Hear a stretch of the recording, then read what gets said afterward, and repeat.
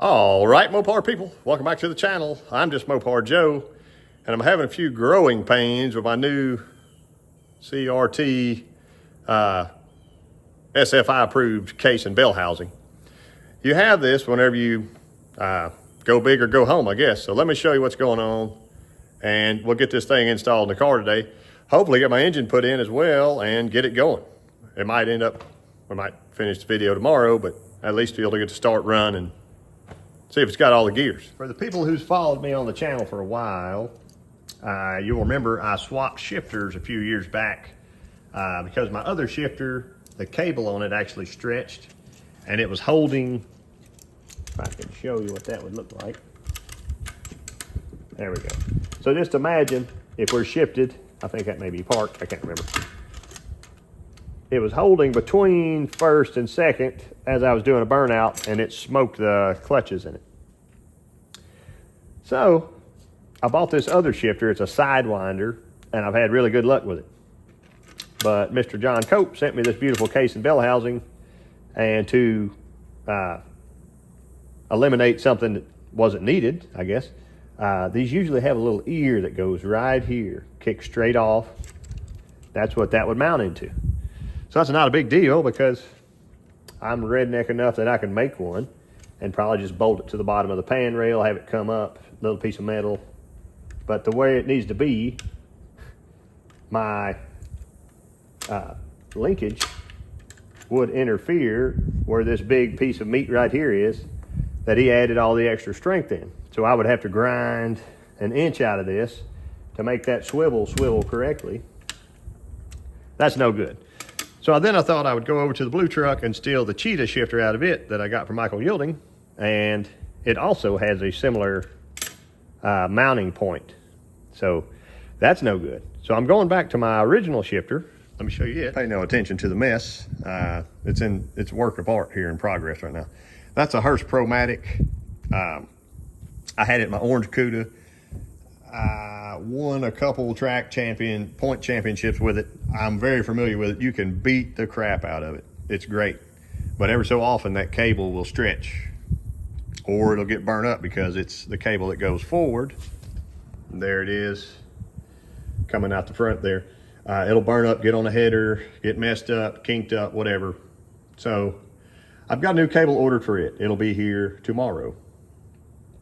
Man, it's a pretty horrendous mess under here. It'll be here tomorrow, but we can go ahead and try to start stabbing transmission test fittings, see if I need to relieve any more of my lip right here, any of that stuff. Hopefully it'll all be smooth sailing, but you don't know till you try. So I wanted to show y'all the process and any issues that I'm having. Another thing, once again, that I didn't need that Drew added for me, I don't have a trans brake. I've got a Cope reverse manual valve body. But Drew moved my vent back here last time. So my vent at No Name Nationals, I think, was part of what was puking all over my header, making it look horrendous. And he blocked it off, I think, right here. So it's blocked off now, and it comes out there. Last time, it was a leaker. I had to put a catch can in the car. It was bad. So now we're attempting to move that catch can. I'm gonna try to put it under the hood, run a nice swooping metal line from it, you know, with just a connecting hose here and connecting hose to my catch can, get it all out of the way. Also, speaking of growing pains, you see this little arm here. I can't use this arm because it goes with the Sidewinder.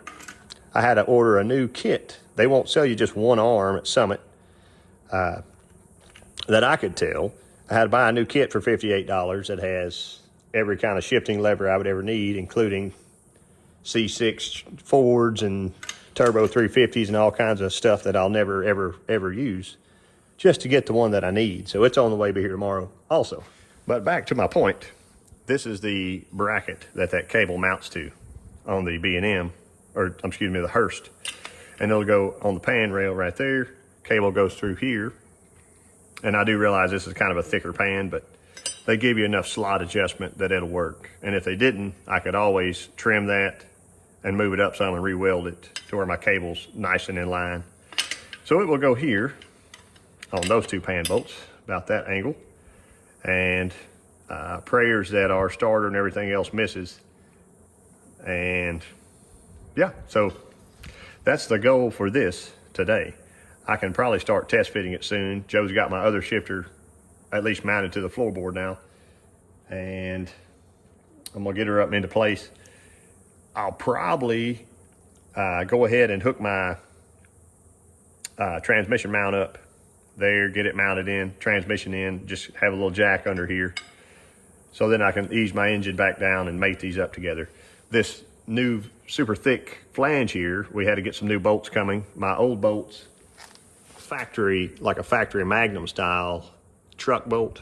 So Magnum meaning, what is that, 94 to 01 trucks. It has a 1/2 inch head on it. So when they slip in your bell housing, you can get a little ratchet wrench on, no problem. But they only stick out the front less than 1/4 of an inch. So I can't use that. This is a thicker flange. So we got new bolts coming. Joe's going to get those now. And we'll keep pushing on, I guess. Here's my little 512. And very recently, I got it back from Rick's. This is Rick's Mopar M1 intake he let me borrow, because you hear that stainless steel valley pan. That's actually a 440 source, and it worked really well. I used their hold down brackets I got from Steve, and all that looked good. Anyway, so we did prime this engine the other day at his place. Here's that footage. It's prime time for our 512. We still got to put that cam plug in, but we already primed this side while it was standing up like that. Then we rolled it and put the valve cover on so it wouldn't drip out on the floor.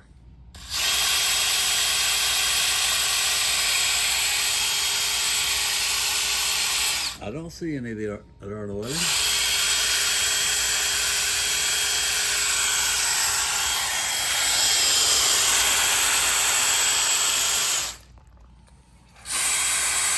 I would say you're a well-oiled machine. Okay. And that was only with 4 quarts of oil in it. So right now, those are oil spots underneath my engine. And as I wipe, they were coming off the studs from under the girdle, and it's not coming from my gasketed area. It's coming from, I do believe, that black windage tray that is plastic and reusable and all that jazz. I use zero sealer with it because that's what they say. Before this engine goes in that car, I will take that off and put 2 new cork gaskets like I like to do with sealer and a new windage tray.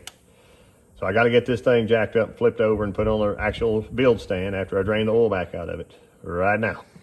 Here's the first test fit of the CRT SFI case and bell housing for a big block. And I got a low deck engine, so that might affect you out there. TTI headers, these are the stepped headers.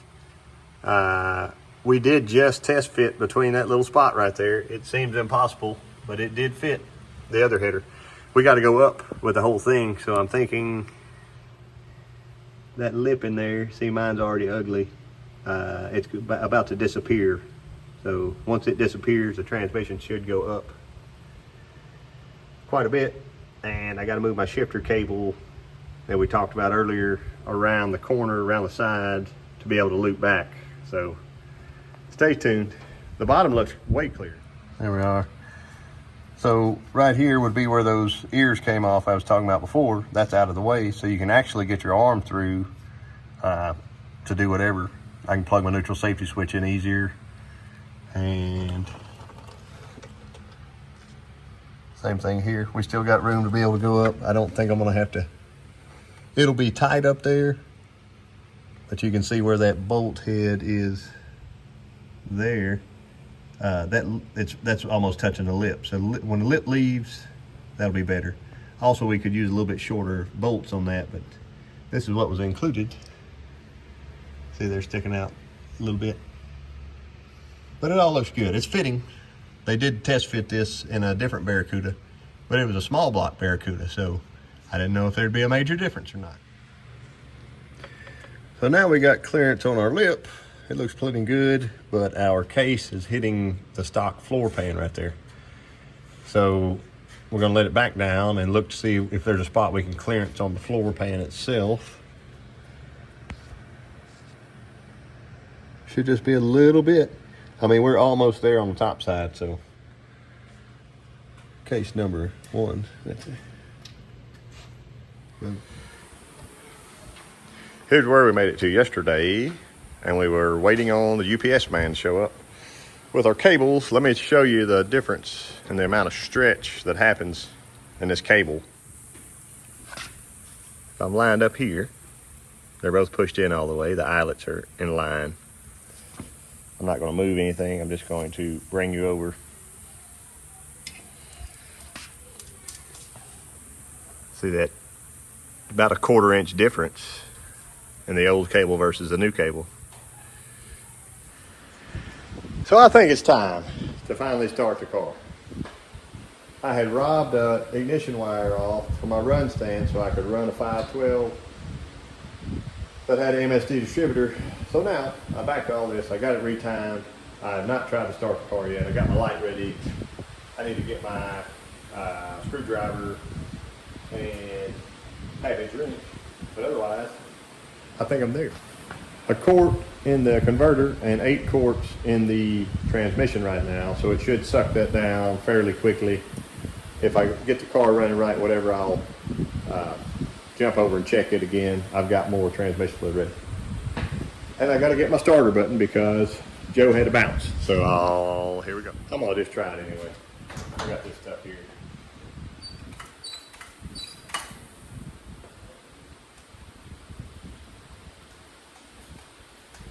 We got fuel.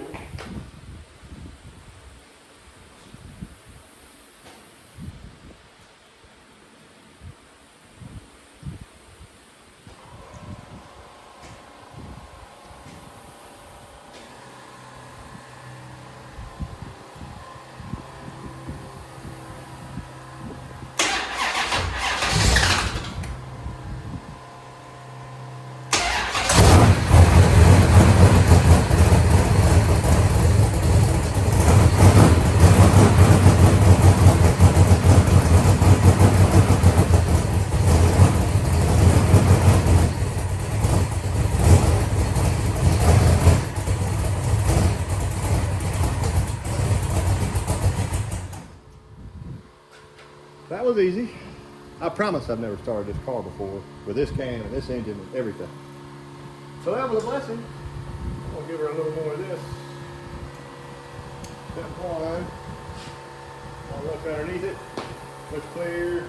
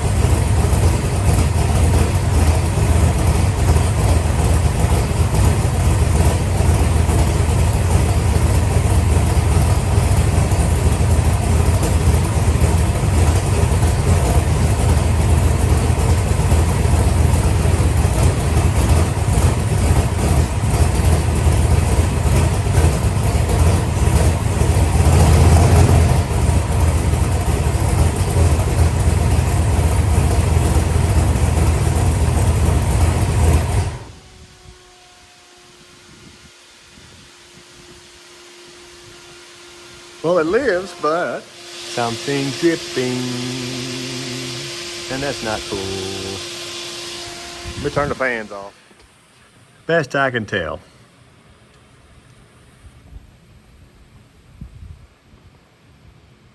See above that head stud? I think my valve covers are leaking. I had Joe put the new gaskets on. Maybe we got a little over torqued. Let me check them. See what it looks like. Engine sounds nice. All my leaks are all clean, brand new oil on the ground. But it's both sides of valve covers. I took off the Moroso Blues because I thought they were giving me the Moroso Blues, but these are the 440 source ones that worked great on that 512. So great. Okay, it was definitely valve covers. I do believe they were probably just over torqued. So I'm gonna start back up. I had it about idling around 28 to 30 degrees. I've got a little bit of mechanical advance in this distributor, so it would help the engine start a little easier. It is 12.71 compression static.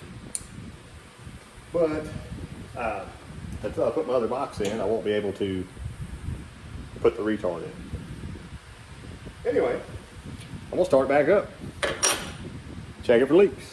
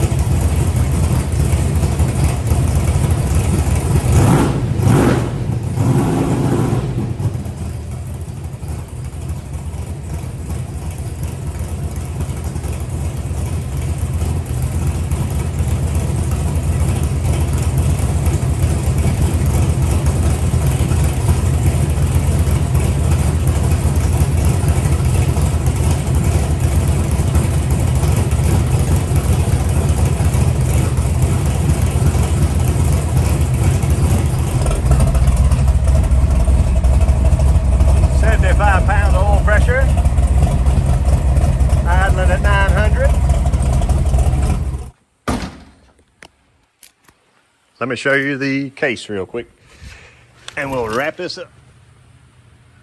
There we are. CRT. Got a little more oil coming off that header there, but it's not a rear main deal, anything like that. Here's what I really like. Look at all that access to be able to get to your converter bolts. That's so nice. Case is super thick, and it's squeezed in there with my TTI headers.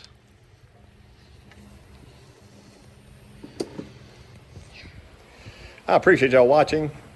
Maybe I'll get to go race someday. You never know. But new case is in, new cams in, engines in. Special thanks to John Cope, Mr. Rick Seeman for all his help, and Joe has been out here helping me thrash too. So we'll finally get to go back racing someday.